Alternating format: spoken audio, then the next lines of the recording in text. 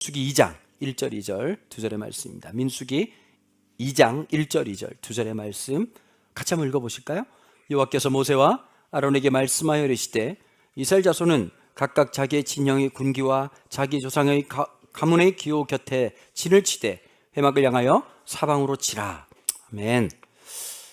우리가 먼저 민수기를 기억해야 될 사실은요, 배경이 있습니다. 배경을 한다는 건 굉장히 중요하죠. 민수기의 배경은 오랜 세월 동안 이스라엘 백성들이 이집트라고 하는 나라에 노예로 살았다는 겁니다. 여러분, 사람이 어느 순간 처음에는 되게 어색하다가 금방 적응합니다. 뭐 옛날 얘기긴 하겠죠. 제가 나이가 있으니까요. 이제 군대 처음 들어가면 야, 이거 못 살 것 같고 안 될 것 같은데 한 며칠만 군대밥 먹어버리면 익숙해져요. 여러분, 혹시 군대 갔다가 나온 그 오빠나 뭐 이런 분들 만난 적 있죠? 우리 자매들. 뭐가 이상하던가요? 말투가 확 바뀌어버리죠. 잘 지냈어? 이랬는데 갑자기 잘 지내셨습니까? 한단 말입니다. 이런 이상한 말투를 하기 시작하거든요. 근데 저 오빠가 왜 저러지? 라고 하잖아요. 너도 가보십시오. 너도 가보면 똑같아집니다.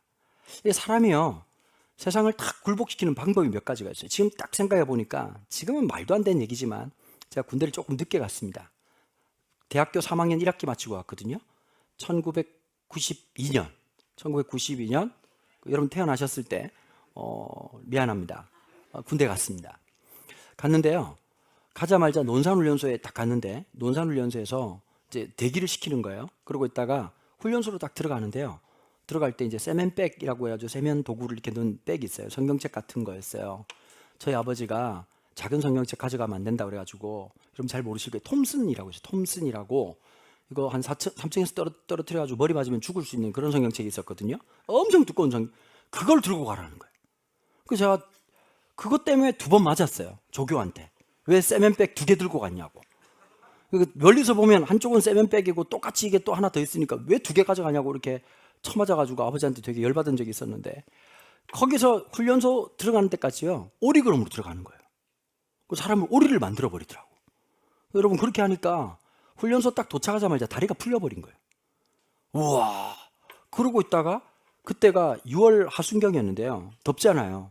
갑자기 이러는 거예요. 전부 다 탈의를 하고 나오라는 거예요. 그때는 이제 논산훈련소에 여군이 없었거든요. 그 전부 다 빨가벗고 나왔어요. 여러분, 살아가면서 상상만 해보십시오. 넓은 연병장에 빨가벗은 남자들이 한 120명이 모여 있는 거예요. 근데 처음엔 되게 부끄러운 줄 알았는데 벗고 나니까 다 똑같더라고요. 그러고는 샤워실이라고 있는데요, 말이 좋아 샤워실이지 샤워기가 없어요. 그리고 이제 이렇게 막 그 동네 우물 같은 데 비슷하게 있어가지고 바가지로 이렇게 물을 뜨는 건데, 그 공간에 아무리 많이 들어가도 50명이 못 들어갈 공간을 군대는 불가능한 것을 가능하게 만들거든요. 120명을 구겨놓은 거예요. 여러분 생각해 보세요. 아무리 남자라도 생면부지에 처음 보는 사람들이 내 몸이 닿는다. 찝찝하지 않으세요? 그게 쉽지 않다고요. 근데 그걸 딱 하고 나니까 사람의 의식이 확 바뀌어버리는 거예요. 뭐 여기는 군대니까 이렇게 행동하지 마라, 이게 아니라 행동으로, 몸으로 여기는 군대라는 것을 뼈저리게 탁 느끼게 하는 거예요. 여러분, 노예라고 하는 게 한번 가만 생각해 보십시오. 적어도 정상적인 여러분들 생각이 있으면, 적어도 여러분들 그 MZ세대라고 하는 여러분들 입장에서 뭐 직장 상사가 갈군다든지 말도 안 되게 뭐 이렇게 해라 저렇게 해라 얘기하면 어떤 마음이 드세요? 내가 왜 그렇게 해야 되지?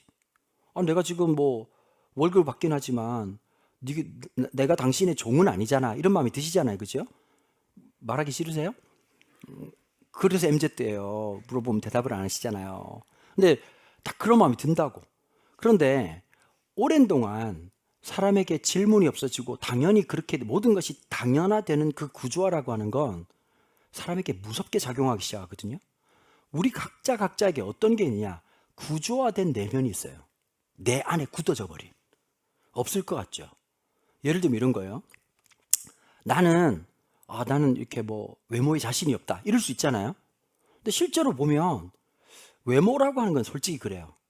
내가 사람의 아름다움이라는 게 딱 봐서 보는 아름다움이 있지만 진짜 아름다우면 보면 볼수록 아름다워야 되거든요. 여러분, 남자친구 한 번 보고 심하게 할 거 아니잖아요. 한 번 보고 심하게를 모르시는구나, 끝낼 거 아니잖아요. 만약에 딱 처음 봤는데 잘생겼다, 그러고 안 볼 것 같으면 상관이 없는데 계속 봐야 돼요. 근데 살아보면 이런 게 있다고. 처음엔 좋았는데 계속 보면 느끼한 놈들이 있어요. 못 만나봤죠? 막 말하는 입에서 막 마갈이 막 튀어나올 것 같은 그런 애들이 있다고. 그 별로거든요. 근데 처음에 보면 좀 이렇게 뭐 썩 그렇지 않은데 보면 볼수록 멋진 사람이 있다고. 살면 살수록. 그런데 어떤 사람들은 첫인상에 대해 스스로가 그렇게 딱 생각을 하잖아요. 진짜 무서운 게 이런 거예요. 자신감 있고 나 스스로를 존중하고 나 스스로를 사랑하고 나 스스로를 아름답다고 생각하고 멋있다고 생각하잖아요. 근데 그게 어느 순간에 상대방에게 전달이 돼요. 그 되게 중요한 거예요. 그 제가 보니까 얼굴도 중요한데 제 나이쯤 되면 뭐가 중요한지 아세요? 자세가 중요해요. 그 사람이 항상 의식과 무의식 속에서 자기 내면이 육체로 딱 드러납니다. 그 이제 막 어깨 말려가지고 새우 되는 애들이 있거든요. 이렇게 계속 말려가지고 나이 들면서 자기도 모르게 이렇게 되는 사람들이 있어요. 반면에 어깨를 펴라고 하는 게 단순히 육체적인 것을 말하는 게 아니라 내면이 굉장히 중요한 거거든요. 근데 자기도 모르게 스스로가 구조화시킨 게 있다고. 예를 들면 이런 거예요. 나는 공부가 안 돼. 여러분 솔직히 죽도록 해보진 않았잖아요. 저걸 해보셨어요? 여러분 공부 못한다는 놈 치고 죽도록 해본 놈들이 아니라 네가 밥 먹는 것만큼 공부하면 공부가 잘 될 수 있다니까요.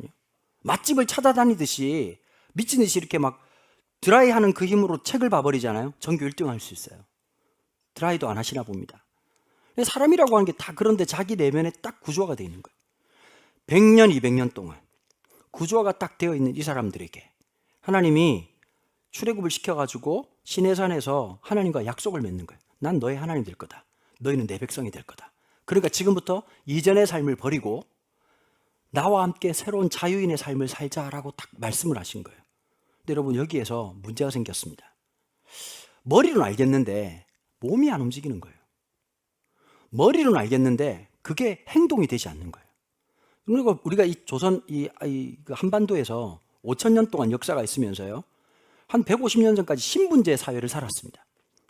신분제 사회를 살면서 누가 한 명 왜 나는 종이 돼야 되고 나는 노비가 돼야 되고 나는 왜 백정으로 살아야 되는가라고 하는 질문을 던지지 않았다고요. 그렇죠? 놀랍죠? 그게 여러분 세상이 만들고 있는 우리를 노예로 만드는 더 본질적이고 위험한 거거든요. 대부분 우리는 이런 게 있어요. 자본주의를 살아가다 보면 돈이 없으면 실패할 것 같은 그런 두려움이 팍 생기는 거예요. 물론 제 말을 오해하시면 돈이 뭐 아무것도 아니다 이런 얘기가 아니라 돈에 힘이 있죠. 그런데 그게 없으면 우리가 실패할 것처럼 느껴지는 그런 마음들이 있어요. 그게 있어야 행복할 것 같은 거예요. 여러분 때가 되면 여러분 그 자매님들 혼자 있는 것도 재밌지만 가끔씩 남자친구 하나 있고 싶은 마음이 들죠. 그 어른이 물어보면 대답을 좀 하면 안 되겠습니까? 여러분 갑자기 뭐 집어 던지고 싶은 마음이 갑자기 드네요. 여러분 전 MZ가 아니라서요 성격이 더러워요. 다시 한 번 더. 예, 여러분 있죠? 오빠 하나 있고 싶죠? 아니 알아요. 현실은 안 되는 걸 알지만 믿음은 가질 수 있잖아요. 믿음, 소망, 사랑 중에 소망 필요하잖아요. 소망, 우리 소망이도 있고 있는데 있지만 소망이도 있지만 내 안에도 소망이가 있어야 되지 않겠습니까? 딱 멋진 남자친구가 딱 하나 있으면 좋겠다는 생각이 든단 말이에요. 누구에게나 뭔가 하나 좀 이게 있었으면 좋겠다 저게 있었으면 좋겠다라고 생각하는데 실질적으로 우리가 살아가다 보면 한계가 되게 많거든요. 여러분 인생이라고 하는 건요 항상 두려움이라고 하는 허들을 뛰어넘어야 됩니다. 이거 꼭 기억하셔야 돼요. 스스로가 만들어 놓은 자기의 허들을 뛰어넘어야 되거든요. 신앙은 스스로가 쳐놓은 한계를 뛰어넘는 게 믿음입니다. 그게 신앙입니다. 자, 평생을 노예로 살았어요. 어느 순간 노예로 사는 게 너무 몸에 맞는 거예요. 그래서 우리는 이중적 언어를 쓰는 거예요. 죽겠다 그러면서 그렇게 살아버리는 거예요. 아, 나 저렇게 한번 살고 싶다라고 하면서도 원래적 삶을 절대로 바꾸려고 하는 의지가 없이 보인단 말이에요. 제 인생에 몇 번의 중요한 허들을 뛰어넘는 순간이 있었습니다. 첫 번째는 어떤 거였냐면 공부를 안 하다가 공부를 하기 시작한 거예요. 전 스스로 이렇게 생각했거든요. 합리화를 해야 되잖아요. 난 집중력이 없고 머리가 나쁘다라는 생각을 했었어요. 근데 어느 날 제가 그런 마음이 들더라고요. 죽도록 해봤냐. 그 다음에 또 하나가 진짜 네가 집중력이 없냐. 그러니까 믿음을 가지면서 바뀌는 게 하나 있어요. 갑자기 막 공부가 잘해지는 게 아니라 집중력이 한 3분이에요. 여러분 3분도 없으면 그건 뭐 좀 문제 있는 거잖아요. 컵라면한테 이겨야죠. 3분 정도. 3분은 인내한다고. 근데 그 3분의 시간이 난 없다고 생각했는데 그게 있다고 규정하면서 기적이 시작됐어요. 자 보세요. 3분이 없다고 규정하면 끝이에요. 근데 3분이 있다고 인정하는 순간 그 3분이 5분이 되고 10분이 되는 거예요. 제 인생의 허들을 한번 뛰어넘었을 때가 고등학교 2학년 때였어요. 고3 때까지. 또 하나가 한 번 더 있었습니다. 저한테 유학이라고 하는 건 남의 이야기라고 생각했거든요. 머나먼 이야기. 그 제가 1997년 IMF 터진 줄도 모르고 미국 유학을 갔단 말이에요. 가서 알았어요. IMF가 터졌다는 걸. 근데 그 순간에 처음에 강의실에 딱 들어갔을 때 기억이 나요. 웨스트민스터 신학대학원이라는 데가 있거든요. 그러니까 우리 업계에서는 먹어주는 학교예요. 있어 보이잖아요. 웨스트민스터 Seminary. So wonderful. 딱 들어갔는데 일단 못 알아듣겠어요. 강의를 하는데. 강의를 막 하는데 한국 학생들이 꽤 많았거든요. 근데 진짜 여러분 사람이 머리가 멍해지면서 현타 갔다고 오더라고. 이 강의를 어떻게 계속 들을 건가? 두 번째, 리포트는 어떻게 할 건가? 시험은 어떻게 칠 건가? 근데 자꾸 옆에 쳐다보니까 더 사람이 쭈그러지는 거예요. 옆에 있는 애가 웃어. 한국애인데. 나는 못 웃어. 여러분 따라 웃을 때 아시죠? 제가 미국 가서 제일 놀란 게 영화 보러 가는데 자막이 없다는 사실에 놀랐어요. 자막이 없는데 웃어야 된다는 게 너무 비참하고. 막 너무 그러는데 이제 솔직하게 얘기를 했어요. 수업 딱 끝나고 난 다음에 옆에 있는 그 운전 전사님 보고 물어봤어요. 전사님 영어 잘하시나 봐요. 어떻게 다 알아들으세요? 그랬더니 아니요. 하나도 못 알아듣겠어요. 근데 왜 웃으셨냐 그러니까 여기 있다는 게 너무 무서워서 자기가 웃었다는 거예요. 여러분 제가 깜짝 놀란 사실이 하나 있어요. 미국에 박사학위 하신 분들 중에서요. 영어 잘 못하는 분들 꽤나 있습니다. 구글은 우리의 구원자입니다. 구글 번역기가 없었다면 논문이 불가능해요. 참 수많은 어려움들이 있거든요. 부딪혀보고 해봐야 되는 거예요. 여러분 청년이라는 시간은 실패한다고 뭐라 그러지 않습니다. 여러분 연애하다가 실패했다고 네 인생 종쳤다 이런 사람 누가 있겠습니까? 헤어지면 뭐라고 말하죠? 잘했어. 그놈은 쓰레기야. 이러면서 새로운 놈 만나자 이렇게 얘기하면 소망이 생긴다고. 맞아요 안 맞아요? 아니에요? 내가 뭘 하면 웃겠니? 여러분 사람이라고 하는 게 다 그런 마음들이 있단 말이에요. 근데 젊음의 때는 실패도 되고 좌절해도 되는데 문제는 뭐냐면 제일 안타까운 게 실패하는 게 아니에요. 시도하지 않는 거예요.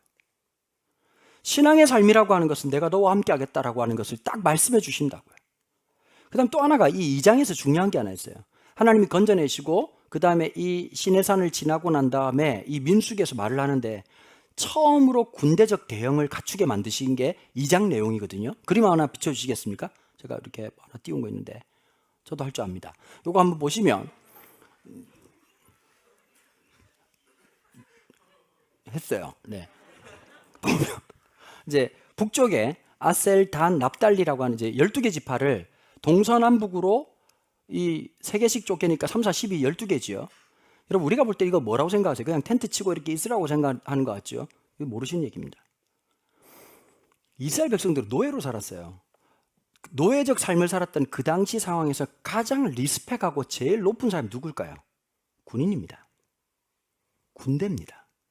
자, 노예에서 군인이 하고 있는 이 전략적인 대오의 모습을 보이기 시작하는 거예요. 자, 이 성경을 보실 때 문자적으로 이해될 때가 있고 시각적으로 이해될 때가 있어야 돼요. 이미 하나님 너는 귀한 사람이다라고 말로만 하는 것이 아니라 실제로 이렇게 대오를 벌이고 잠을 잘 때도 이동할 때도 그 다음에 또 이런 게 있어요. 다 이유와 목적을 말해요. 동쪽에 살았던 이사갈, 유다, 스불론 3개 지파 중에서 누구를 조장으로 삼았냐면 유다 지파입니다. 그리고 유다 지파가 해야 될 것은 이동을 할 때 성막 기둥을 옮기는 역할을 하도록 사명과 중요한 것들이 주어졌습니다. 그 다음 남쪽에 보시면 갓, 루벤, 시몬이라고 있는데 이 3개 지파 중에서는 루벤이 대표가 돼요. 근데 행진시에 행진할 때 서열을 정했는데 2번째 이동하도록 딱 만들어놨습니다. 서쪽에 보시면 베냐민, 에브라임, 므낫세가 있는데 에브라임이 대표입니다. 북쪽에 보시면 아셀, 단, 납달리인데 단이 대표입니다. 그런데 그 중심에 누가 있냐면 그 야곱의 아들들 중에 여러분들 뭐 썩 관심은 없겠지만 야곱이 아들을 12명을 낳았거든요. 12명 중에서 셋째 아들이 레위라고 하는 애가 있어요. 레위가 또 아들을 3명을 낳았습니다. 그 3명의 자녀들 이름이 기록되어 있는데 무라리, 그 다음에 고앗, 게르손입니다. 이 게르손이 첫째고요. 둘째가 고앗이고 셋째가 무라리예요. 그 베라리가 아니고 무라리예요. 근데 이제 보시면 이 차등적 모습이 드러나는 거예요. 그러면서 전략사령관들이 맨 중심에 있고 그 다음에 오른쪽에 보면 모세와 그 다음에 아론이라고 하는 중요 제사장들이 성막 동편 쪽에 딱 앉도록 이렇게 위치를 해놨어요. 자, 이게 뭘 보여주느냐? 이건 대우가 완벽하게 짜여져 있는 거예요. 지금 현재 볼 때 이 광야라고 하는 것은 수비하는 입장에서는 되게 힘들어요. 왜 그럴까요? 적은 어디서 나타날지 모르거든요. 동서남북으로. 인생이라고 하는 게 여러분들이 생각하는 것처럼 그것만 문제가 될 것 같죠. 살아보십시오. 여러분들이 문제라고 생각했던 그 문제가 문제로 발목을 잡는 일은 거의 없습니다. 다시요. 여러분들이 지금 생각할 때 지금 그렇게 행동하지 못하는 중요한 문제가 있을 거 아니에요. 돈이 없다든지 아니면 뭐 능력이 없다든지 뭐 실력이 없다 이런 거 기타 등등 있잖아요. 그것 때문에 넘어지는 경우는 거의 없습니다. 넘어지는 건 의외의 것에 넘어집니다. 그러니까 양사방에서 어디로 올지 모르는 거예요. 하나님의 인도하심이라고 생각할 때 제일 조심해야 될 게 있어요. 믿음이 쓸데없이 좋은 애들이 있다고 막 날마다 하나님 봤다는 분들부터 시작해가지고 막 들었어 이런 애들이 있어요. 조금 그렇게 하기를 바래요. 난 우리 교회 청년들 보면 좀 너무 없는 것 같아요. 맨정신이 너무 많아. 조금 살짝 맞이갈 필요도 있어요. 이렇게. 그런데 여러분들은 뭐 하냐면 대비성이 없는 거예요.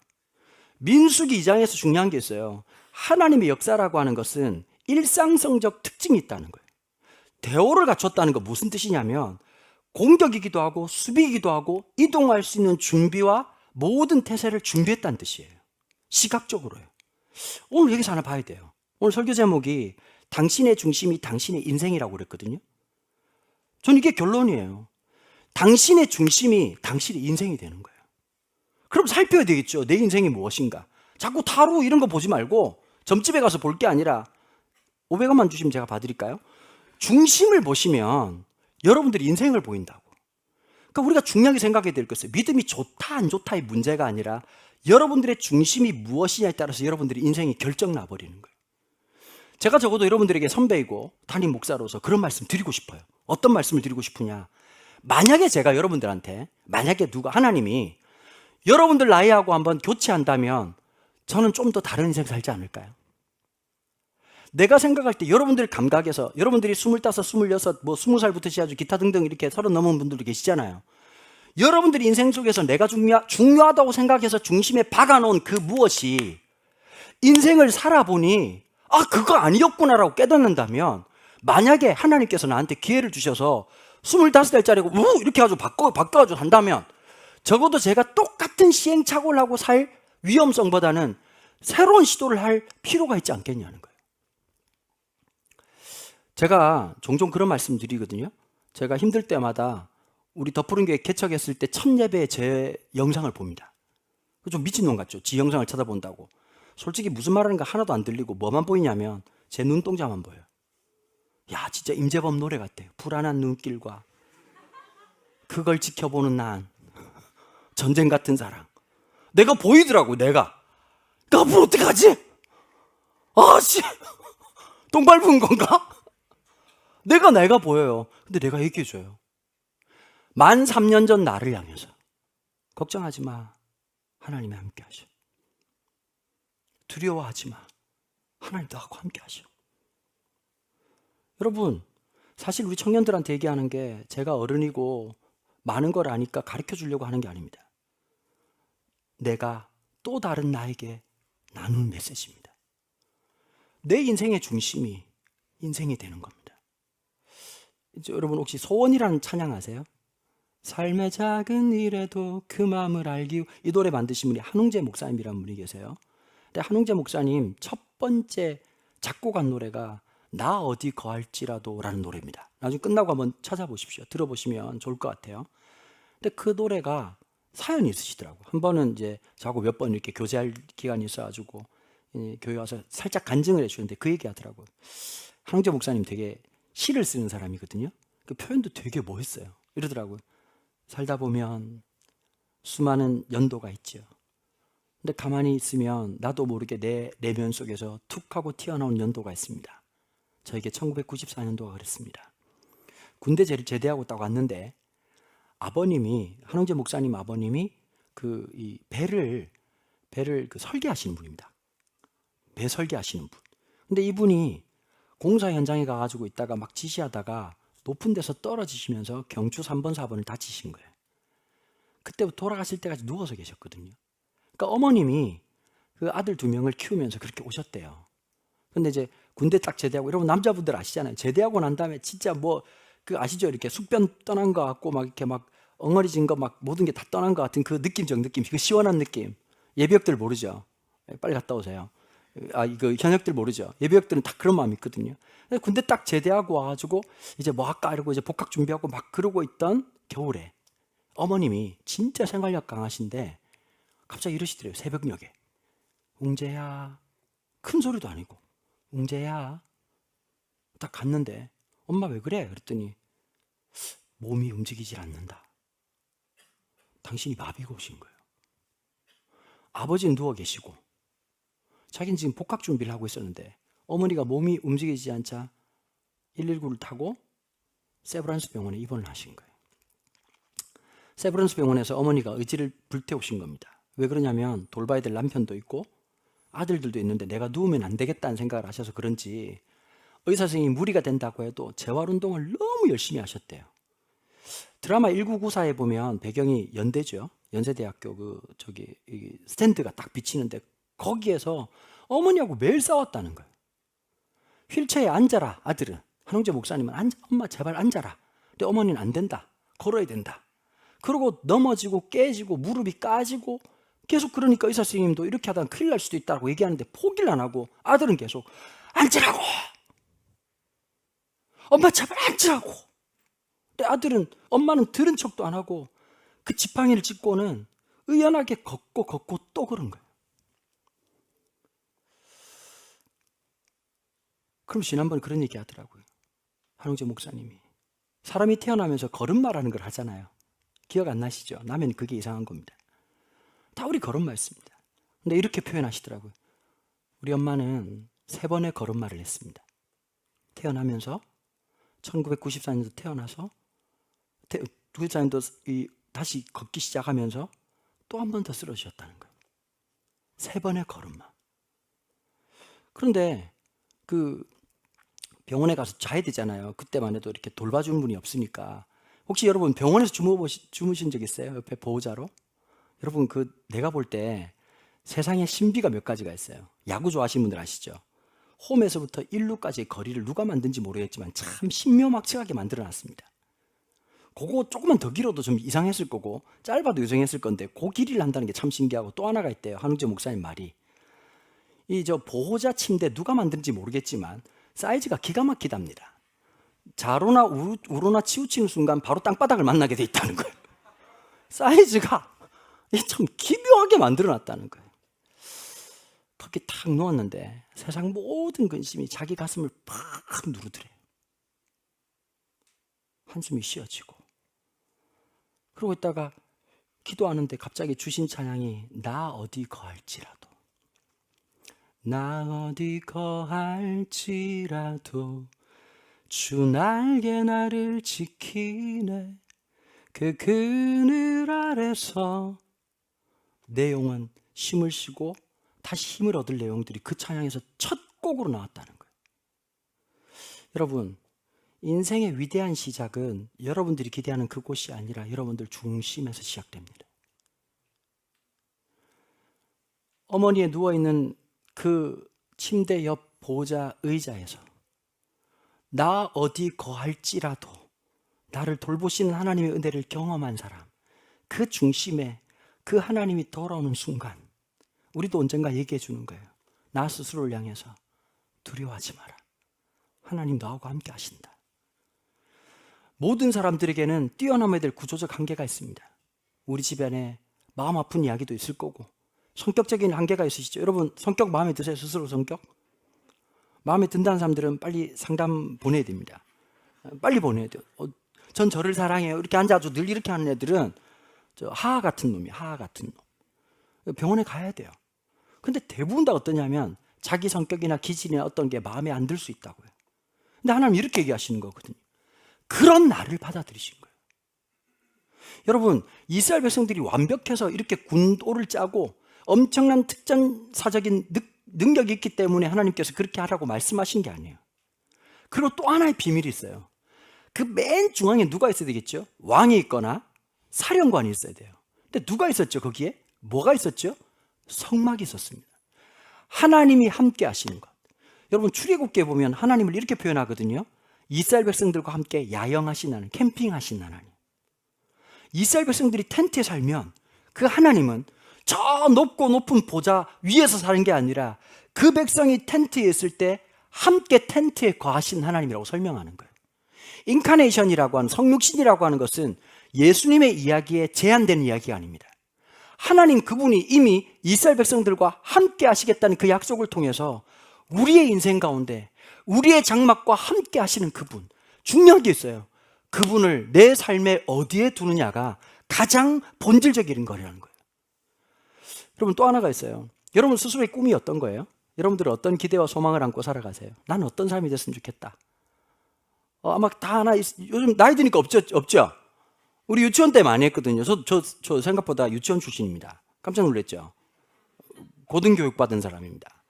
유치원 때 뭐가 있었냐면 생일 잔치하면 생일하는 애들 이렇게 나오라 그래가지고 이렇게 케이크, 내가 보니까 케이크 썩지 않았던 것 같아요. 이렇게 아주 계속 리필하고 계속 썼던 것 같은데 촉 꽂아가지고 이제 애들 개떼같이 나와가지고 이제 애들 요즘처럼 이렇게 막 말 표현 이렇게 잘하는 게 아니잖아요. 저는 무슨 반 강은도입니다. 우리 친구 꿈이 뭐예요? 저는 대통령이 8명 나왔어요. 여러분 그 같은 또래에 진짜 우리는 치열했어요. 죽여야 돼요. 안 그러면 내 대통령이 못 되니까. 같은 라인에 대통령이 8명이 나왔다니까. 그 다음에 한 명이 뭐라고 말했냐면 장군이 되겠다 그랬어요. 그 장군 내지는 대통령이 다 이렇게 생각 있는 놈 다 대통령이었거든요. 그럼 생각해 보십시오, 여러분. 같은 유치원, 같은 3월생 줄 서가지고 있는 애들 중에서 대통령 8명 나왔으니까 이게 만만치 않은 거 아니에요? 그죠? 그렇게 생각하고 살았어요. 근데 좀 지나고 보면 꿈이라는 게 있잖아요. 나 뭐 하겠다. 근데 20대 중후반 넘어가면서 꿈이라는 걸 말하기가 참 헛헛해지지 않으세요? 하나님이 우리를 향한 명확한 꿈이 있다고요. 여러분, 내 꿈이 아니라 하나님이 우리를 향한 놀라운 꿈이 있어요. 마치 이게 거위의 꿈이 아니라 하나님의 꿈. 난 꿈이 있어요. 어떤 건지 한번 보실까요? 출애굽기 19장 1절부터 6절입니다. 출애굽기 19장 1절로 6절까지 말씀 천천히 한번 눈으로 따라 읽어 보십시오.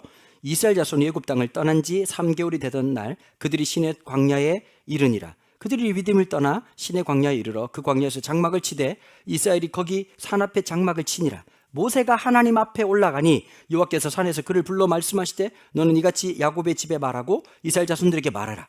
내가 애굽 사람에게 어떻게 행하였음과 내가 어떻게 독수리 날개로 너희를 업어 내게로 인도하였음을 너희가 보았느니라.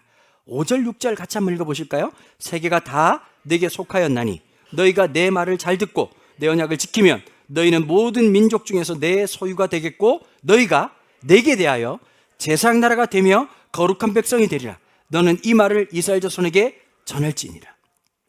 하나님의 꿈은 우리를 통해서 제사장 나라가 되는 것이 하나님의 비전과 꿈이었다는 거예요. 자, 이스라엘 백성들이 그 중심에 보면 모세와 아론, 그 다음에 레위의 세 아들들의 모습이 제일 먼저 성막을 사방을 진치고 있으면서 바라보게 하거든요. 아마 여러분 사람이라고 하는 게 비전이라는 게 본다는 뜻이잖아요. 그럼 동쪽에 있거나 서쪽에 있거나 북쪽에 있거나 남쪽에 있거나 상관없이 성막을 보면서 봐야 되는 모세와 아론이 있었을 거고, 그 다음에 이 레위의 세 아들의 지파를 보면서 바라보면, 그 다음에 의복을 달리 입었다고, 다른 옷을 입었어요. 구별된 옷. 여러분 사람이라는 게 바라봄의 법칙이 있다고요. 유행이라는 게 이런 거잖아요. 바라보는 것이 내게 임하는 것을 같이 그걸 갖다 이렇게 적용하는 걸 유행이라고 얘기하거든요. 옷도 여러분 그냥 혼자 독창적으로 입지 않잖아요. 보면 다 파는 거 입으셨죠. 다 이렇게 걸려있는 거 이렇게 남 보고 이렇게 막 이상하다 이러고 그거 사잖아요. 말은 이상하다고 하고 그걸 사가지고 입는단 말이에요. 그리고 나는 달라 이러면서 막 이렇게 입는단 말이에요. 바라보는 것이 우리가 살아가는 걸 결정지어요. 제일 먼저 이 모세와 아론을 보고 이 레위지파 아들들의 모습을 보고 구별된 옷을 통해서 하나님 말씀하신 게 있는 거예요. 자, 계층이 있다. 너네들은 하층민이다. 너네들은 모세의 말을 들어야 되고 아론의 말을 들어야 되는 그런 하등한 존재라고 말하는 게 아니라 바라봄의 법칙은 뭐냐면 네가 가야 될 자리가 여기라는 것을 시각적으로 보여주신 거예요.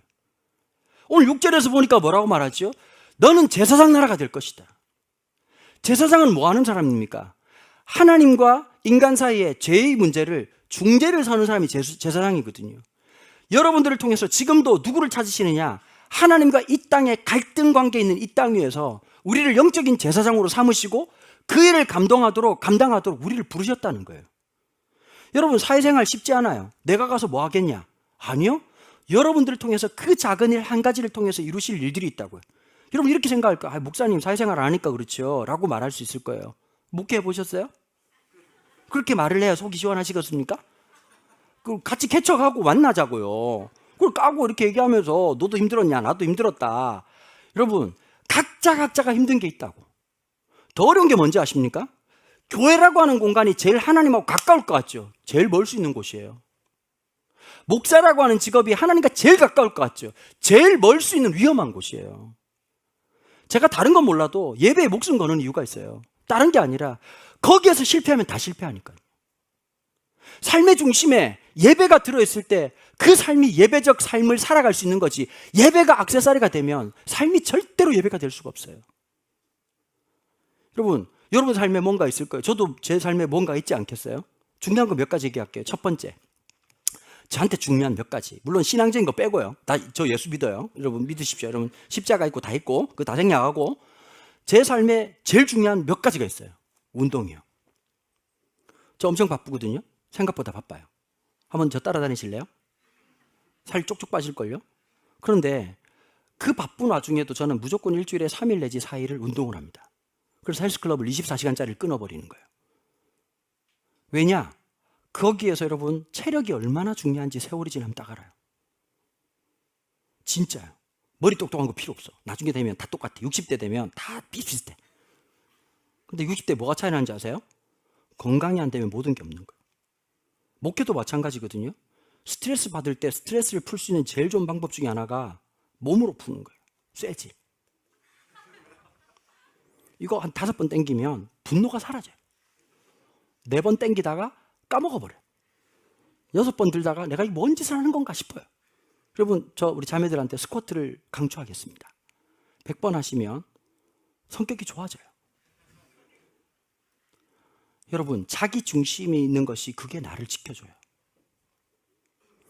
여러분 중심에 있는 것이 나를 무너지게도 하고 내 중심에 있는 그것이 나를 지키기도 한다고요. 내가 생각했던 삶의 우선순위가 나를 무너지게도 하지만 나를 일으키기도 하거든요. 제가 우리 교회 개척할 때 뭐가 제일 겁이 났을 것 같으세요? 현실적으로 말씀드릴까요? 아들, 딸이 고등학생이에요. 그리고 많이 먹어요. 많이요. 제 아내는 대학원 공부하고 있었어요. 그리고 저는 저희 집을 샀는데요, 89%를 대출을 받았습니다. 제가 제일 위로받은 말씀이 로마서 말씀, 우리가 다 빚진 자로 돼, 이 말씀에 위로를 받고 있을 때였어요. 바울 형님은 또 몇 프로를 빌렸나 이런 생각 들고 있을 때였는데 갑자기 이제 개척이라는 상황이 된 거예요. 여러분 지금 보십시오. 표정이 어떠냐면, 네 얘기니까 웃고 앉아있지만 내 얘기 되면 여러분 남 군대 갈 때 잘 다녀오세요 이렇게 얘기하잖아요. 네가 가세요. 김광석의 노래가 내 마음에 와버려요. 그 현실이 딱 오거든요. 그러니까 현타가 왔던 다른 문제가 아니라, 그럼 나는 어떻게 뭐를 먹고 살 건가? 그렇죠? 아니 적어도 아이들한테 아빠가 딱 뭐 먹어라, 딱 이렇게 뭐 걱정하지 말고 공부해 뭐 이렇게 얘기해야 되는데, 대출은 누가 갚을 거고, 진짜 머리가 깨질 것 같은 수많은 두려움이 있었거든요. 그런데 제가 지금도 이해가 안 되는 한 해가 있어요. 2020년이에요. 2020년에 솔직히 말해서 막 믿음이라고 얘기했지만 저 잔머리 무지하게 굴렸거든요. 왜냐하면 집회가 많았으니까요. 막 달력 빼곡히 채워져 있는 그 집회를 보면서 막 사람들한테는 뭐 두렵지 않아요, 주님이 함께 하시니까요 라고 막 이렇게 이제 스케줄 까고 계속 한 달 전에 이제 SRT 예약하고 막 진짜 막 자리 빨리 이렇게 딱 해가지고, 여러분 그거 아세요? 기차도요 노하우가 생겨야 돼요. 그 동탄역 이용하실 때 빨리 튀어나와야 엘리베이터를 탈 수 있거든요. 구원받는 사람 몇 명 없어요.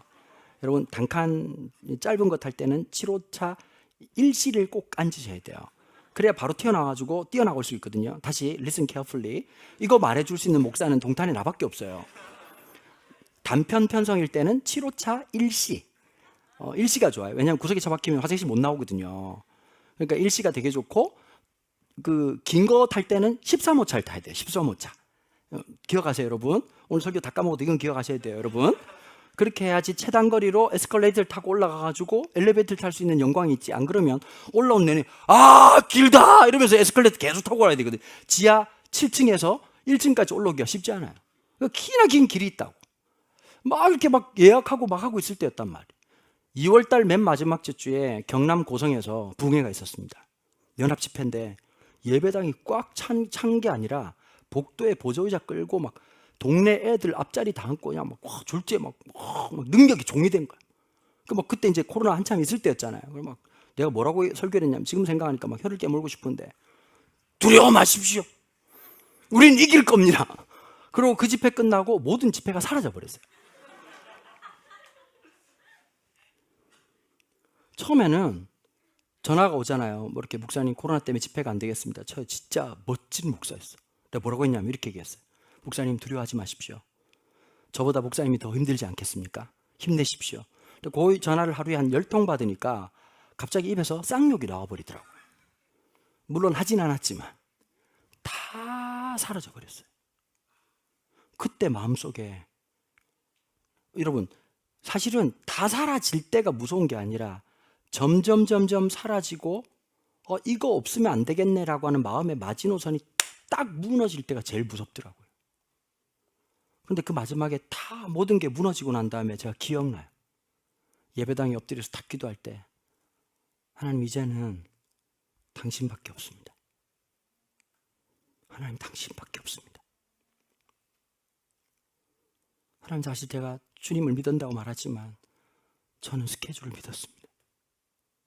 나의 공급자는 하나님이십니다. 주님이 나의 모든 것 되십니다. 그 고백이 진짜 거기에서 나오더라고요. 놀랍게도 2020년 한 끼도 굶은 적 없습니다. 전국에 있는 농부가 쌀을 10가마를 갖다 줬어요. 누가 준지 몰라요. 쌀을 얼마나 퍼다 날랐는지 몰라요. 다른 사람들한테. 진짜 전 모르고 유튜브로 이렇게 설교 들을 줄 모르고 사실 전 고구마를 좋아합니다 라고 말하면 고구마가 한 12박스가 들어오는 거예요. 지난번에 여러분 생선전 좋아한다 그랬다. 전국 팔도에 생선전이 들어와가지고 그래서 제가 그 다음 주에 이렇게 얘기했습니다. 한우를 좋아한다고 얘기를 했습니다. 근데 어느 날 이름도 모를 사람이 과일을 갖다 주고 쌀을 갖다 주고 진짜 우리 성도들 많이 나눠줬거든요. 더 뭐 힘든 전사님들 계시면 나눠주고 막 열심히 그렇게 섬겼던 것 같아요. 내게 아니니까. 사람이 다 먹을 수 있는 것도 아니니까. 근데 어느 날 뭐가 탁 날라왔는데 하나님이 저한테 말을 탁 거시는 것 같더라고요. 이제 됐니? 이제 나 신뢰할 수 있겠냐? 여러분 하나님 말씀하고 내가 생각한 오늘하고는 괴리감이 있어요. 나는 준비가 안 돼 있고 나는 안 될 거라고 하는 그 구조에 갇혀있는 우리를 나오라고 얘기하시는 거예요. 우리를 노예로 대하지 아니하시고 하나님의 자녀로 대하시는 거예요. 이 세상에서 우리를 소모품으로 대하는 이 모든 잘못된 사고방식과 철학에서 우리를 건져내기를 원하시는 위대한 이야기. 출애굽기는 과거의 이야기가 아니라 오늘 우리가 진짜 경험해야 될 하나님의 역사의 현장이 되는 거예요. 저항하셔야 돼요. 일어나셔야 돼요. 그래서 지금도 우리 교육자들하고 같이 얘기하는 게 있어요. 우리가 한 번도 해보지 못한 것을 해보자. 도전하고 꿈꿔보자. 여러분 그러기에 제가 한없이 연약한 사람이고 부정적인 것들이 너무 많은 사람들이지만 그거 뒤돌아서고 하나님 말씀하신 거 한번 살아보려고요. 중요한 게 있더라고요. 제가 살면 또 누군가가 보겠지요? 그리고 함께 따르겠지요? 우리 청년부도 마찬가지입니다.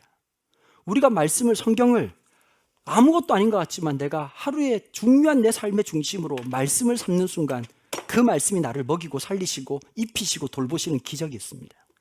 내가 하나님 앞에 엎드릴 때 하나님이 책임지시고 하나님이 통치하시고 역사하는 게 있습니다. 우리가 살아야 될 것은 염려가 아니라 믿음입니다. 우리가 생각해야 될 것은 현타가 아니라 주님의 비전입니다. 우리를 통해서 이루실 일이 있거든요. 나 또한 여러분들 나이 때 쫄았고 나 또한 부산 촌놈 출신의 전포동 출신이라고 하는 그 핸디캡을 뗄래야 뗄 수 없이 스스로 안고 살았고 나 스스로도 부족한 사람이라는 것을 끊임없이 보고 난 아무것도 할 수 없는 사람이라고 생각을 했어요. 그런데 어느 날 하나님은 끊임없이 그런 나를 설득하시고 붙잡아 주신 거예요. 나를 단 한 번도 촌놈 취급한 적 없어요. 이번에 누가 그 얘기 하시더라고요. 우리 크리스마스 때 우리 했잖아요. 안 온 분들 축복해요. 안 오신 분들 살찔 거예요. 살찔 거예요. 축복해. 한 10kg씩 쪄버리세요, 그냥. 근데 이제 왔는데 저는 그 얘기를 직접 못 들었는데 어떤 성도님한테 그 얘기를 했다는 거예요. 어떤 분이, 아마 우리 교회 성도님 같지는 않아요. 근데 이제 막 사람들이 모여가지고 600명 가까이 되는 사람들이 모여서 막 예배 드리고 하는 걸 보고 있다가 어떤 분한테 이렇게 얘기했대요. 오, 강은도 목사 그냥 뭐 이렇게 뭐 되게 웃기는 목사로 생각했는데 오, 대단한데? 여러분, 제가 되게 참 놀란 게 그런 거예요. 사람은 항상 가늠하고 살아가거든요. 저 사람은 저 정도 되겠다, 저렇게 되겠다. 근데 이걸 보셔야 돼요. 우리가 대단해졌다는 게 아니에요. 우리 하나님이 대단한 분이세요. 여러분, 나이 들면 믿음이 대단해질 것 같죠. 제가 부흥회 할 때 보통 원로 목사님들을 많이 모시거든요. 많이도 아니고 2번밖에 안 되니까. 근데 모시면 되게 좋은 게 있어요. 젊은 목사하고 나 또래 목사 만나면 주로 무슨 얘기하는지 아세요? 야망과 비전을 얘기해요. 잘한 것만 얘기해요. 지 잘난 것만. 근데 나이 많으신 목사님들 만나면 진짜 위로받거든요. 무슨 말씀을 하시냐면 본인 실패한 얘기를 해주세요. 자고 둘이 있을 때. 제일 힘들었을 때 얘기해 주는 거예요. 김동호 목사님 보통 깡이 아니시거든요. 보시면 알잖아요, 그죠? 그렇게 암을 앓으면서도 날개새를 찢고 보통 분이 이거 모르죠, 김동호 목사님. 기독교인 되면 알 수 있어요. 김동호 목사님하고 둘이 앉아있는데 이 얘기를 하시더라고. 목사님 목회하는 동안 안 힘들었습니까? 아이고, 매일이 힘들었지. 당회 할 때마다 우왕청심원 먹고 들어갔지. 순간순간이 쉽지 않았다는 거예요. 오늘 오신 우리 서정호 목사님도 똑같아요. 그 힘들고 어려운 순간을 했다는 거예요. 그런데 그 시간을 내가 포기하고 싶을 그 순간에 또 한 번 엎드리고, 내가 이제 더 이상 못 해먹겠다고 생각할 때 하나님 앞에 내 중심을 내어드릴 때 그제서야 하나님 역사하시는 거예요. 하나님 도망 안 가세요. 그 중심 가운데 계신 거예요. 이스라엘 백성들 저 위에 가가지고, 야, 저 하늘 보좌 위에서, 야, 오른쪽이다, 열심히 해라.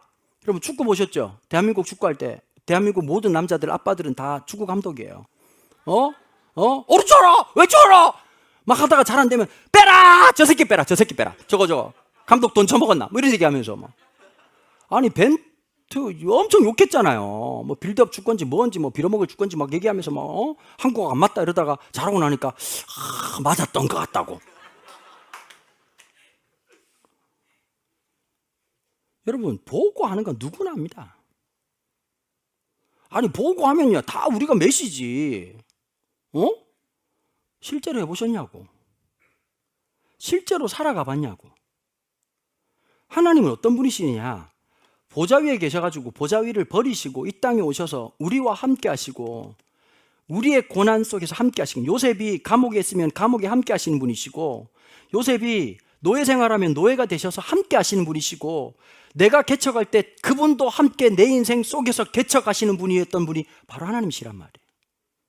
우리의 신앙한 하나님은 저 위에 계신 게 아니라 지금도 인카네이션 하셔서 우리의 인생 속으로, 우리의 삶의 장막 곁에 오셔서 함께 하신단 말이에요. 그러니 우리의 삶에 그분이 옆에, 우리의 삶이 그분 앞에 있어야 되고, 주님의 보좌 앞에 있어야 되는 거고, 주의 임재 속에 살아가야 되는 것이고, 우리가 그렇게 살아가는 것이 우리의 삶의 가장 본질적인 것 아니겠습니까? 자, 이 말씀이 주는 중요한 메시지가 있다고 생각해요. 민수기에서 첫 번째는 질서의 중요성을 얘기합니다. 여러분, 감동받았다고 막 싸움한 게 아닙니다. 보시면 알겠지만 굉장히 전략적입니다. 여기서 뭐가 있을까요? 자, 우리가 이제 교회에서 보통 이제 잘못하면 청년 공동체에서 그런 게 있거든요. 아, 뭐 같은 형제인데 뭐 어때요? 그리고 뭐 목사님도 형제, 니도 형제, 나도 형제, 뭐 자매 이러면서 있잖아요, 그죠? 그 말이 맞는 것 같지만 성경을 보시면 원칙과 균형을 가지고 지파별로, 가문별로, 집안별로 배열을 쫙합니다. 이 말이 뭘 말하고 있냐면 맹목적 평등이 아닌 역할과 위상에 따른 형평의 원리라는 것이 그대로 오고 있습니다. 그러니까 이걸 해봐야 되는 거예요. 누군가를 따라보는 거, 리더에게 한번 따라보고 순종하고 살아가는 그 삶이 또 우리가 그걸 살아갈 수 있도록 만드는 거예요. 여러분, 좋은 팔로우가 좋은 리더가 될 수 있어요. 따르지 못하는 사람은 절대 리더가 될 수가 없는 거예요. 함께 배워나가는 거예요. 청년 때부터 우리가 뭘 해야 되느냐? 우리가 한 공동체가 되고 한 교회가 되고 함께 교회로서 함께 연약한 부분을 돕고 섬기고 함께 할 줄 아는 훈련을 청년 때부터 해야 돼요. 왜 그러냐? 마냥 청년이 아니거든요. 미안해요. 조만간이에요. 늙어요. 축하해요. 그러면서 이걸 알아야 돼요. 나 혼자 사는 게 아니라, 우리끼리만 사는 게 아니라, 그 우리가 넓은 사람이, 그 사람이 진짜 복된 사람이라는 걸 기억해야 돼요. 앞으로 우리 교회가 해야 될 중요한 일이 있는데요. 우리 목회자님들이 그런 얘기 하더라고요. 목사님, 방과후 학교를 하고 싶다는 거예요. 그래서 저는 학교를 별로 안 좋아하거든요. 학교 듣기만 해도 토할 것 같은데 무슨 놈 학교냐 그랬더니 성품 학교를 하겠다는 거예요. 그래서 아이들이 잘 놀기도 하고 한 달에 한 번씩 뮤지컬도 보여주겠다는 거예요. 내가 그 학교를 가고 싶더라고요. 근데 왜냐하면 이런 게 있어요. 아이들이 어릴 때부터 기독교적인 세계관을 분명히 가지고 함께 놀고, 이 아이들이 자라서 청소년들이 되고 청년이 되는 이 아젠다. 더 중요한 게 있어요. 여러분들이 나중에 결혼하게 될지 모르지만 결혼하고 애를 낳으면 그 아이들이 그렇게 터전을 만들려고 준비하는 거예요. 우리의 헌신과 수고가, 우리의 기도가. 여러분, 영원히 나로 끝나는 게 아니거든요. 또 다음을 준비하고 예측할 수 있고 살아가는 것. 하나님의 질서라고 하는 것. 여러분, 오늘 살아갔던 그 모습이 후배들에게 전수되는 거예요. 그리고 그 전수되는 것은 단순한 기술의 문제가 아니라 어떤 것이죠? 신앙의 고백의 모든 것들이 그대로 전수되는 거예요. 하나님이 함께 하시더라. 늘 앉아가지고 여러분, 그 꼰대의 특징이 뭐예요? 맨날 안 된다 그러고 라떼는 이런 거 하잖아요. 여러분, 도전할 수 있는 사람들, 끊임없이 하나님 역사 앞에서 도전하고 또 한 번 살아가 보는 거. 그 속에서 뭐가 있느냐? 하나님의 역사가 내 속에 들어오는 거예요. 이번에 부흥회하면서 첫째 날 어젠데요, 서종 목사님 말씀 듣는데 제 마음속에 워딩이 하나 팍 들어와 버렸어요. 뭐냐? 이런 내용이었습니다. 아는 것에서 사는 것으로. 내가 얼마나 많이 아느냐가 아니라 그게 사는 것으로. 여러분, 머리에서 가슴까지 30cm도 안 돼요. 그런데 그거 가는데요, 평생 가도 안 되는 사람이 있고 해서 되는 사람이 있습니다. 여러분, 한 번만 돌리면, 무언가를 한 번만 돌리잖아요. 그 속에서 내 삶의 원동력이 그때부터 막 발현되기 시작하고 구동되기 시작합니다. 살아가 보는 거예요. 부딪혀 보는 거예요. 안 된다고 생각하면 모든 게 끝나는 거지만, 아니다, 하나님 앞에 내 삶을 드리겠다라고, 그리고 그분이 내 삶의 중심에 들어오는 순간 내 인생이 변하기 시작하는 거예요. 삶의 변화는 여러분들이 생각했던 그걸로 절대 변하지 않습니다.